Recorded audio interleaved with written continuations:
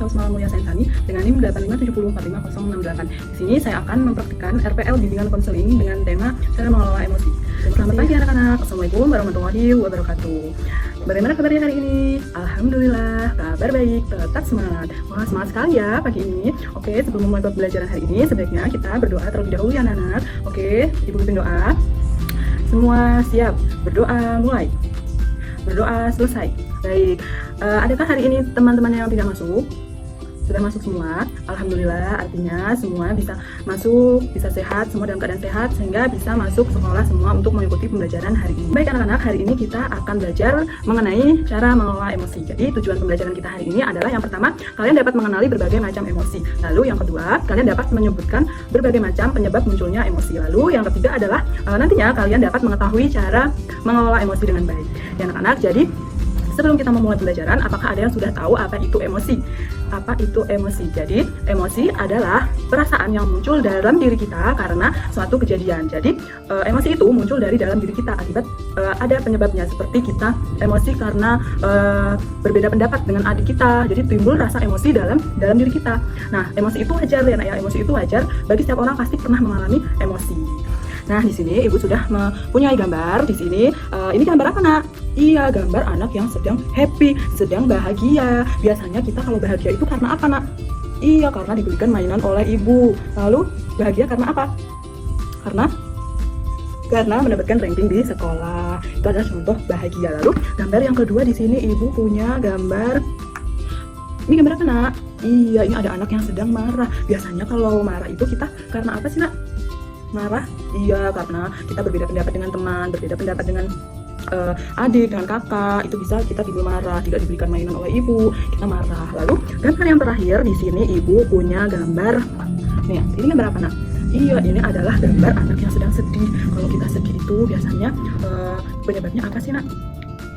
Iya, betul, kita sedih itu bisa karena kita berantem dengan teman, lalu kita sedih, lalu kita dimarahin ibu, kita sedih dimarahin bu guru, kalian sedih, itu hal yang sangat wajar ya. Nah anak-anak, itu tadi adalah contoh dari berbagai macam emosi, yaitu ada apa saja tadi? Ada bahagia, lalu ada sedih, ada marah ya, Nak ya. Jadi emosi itu muncul karena pengalaman atau kejadian yang kita alami ya. Contohnya tadi tuh, kita bahagia karena apa? Karena kita mendapatkan hadiah. Lalu kita sedih karena apa? Karena dimarahin teman, dimarahin oleh ibu, kita jadi sedih. Lalu kalau kita marah itu tadi karena apa? Karena tidak bisa mengerjakan soal misalnya, terus kita marah, kita berantem dengan teman kita, timbul rasa marah dalam diri kita. Jadi semua emosi itu wajar ya, Nak ya, semua emosi kita pasti pernah mengalami dan emosi itu wajar. Tapi kita harus tahu cara untuk mengelola emosi itu supaya diri kita saat emosi bisa tenang. Jadi kita harus tahu bagaimana sih cara mengelola emosi itu dengan baik. Oke, sekarang kita akan belajar sama-sama tentang cara untuk mengelola emosi dengan baik ya, Nak ya. Caranya yang pertama adalah kita dapat menenangkan diri kita. Caranya dengan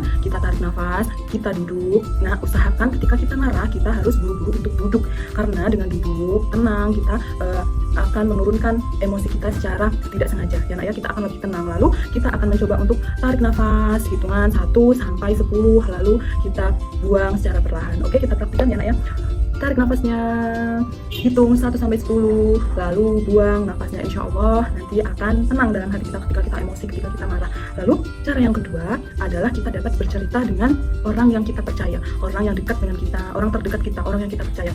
Saat pikiran kita buyar, saat kita marah, saat kita emosi, kita bisa bercerita dengan teman dekat, dengan ibu guru, atau dengan orang tua, atau dengan teman dekat kalian, dengan kakak kalian, dengan adik kalian ya. Kita harus berbagi perasaan kita supaya pikiran dan hati kita bisa tenang. Jadi tidak menggebu-gebu tuh marahnya, tetap emosi dalam diri kita. Karena ketika kita membagi perasaan kita berbagi perasaan, kita cerita, otomatis mengurangi pikiran, mengurangi gundah gulana dalam hati kita ya, Nak ya.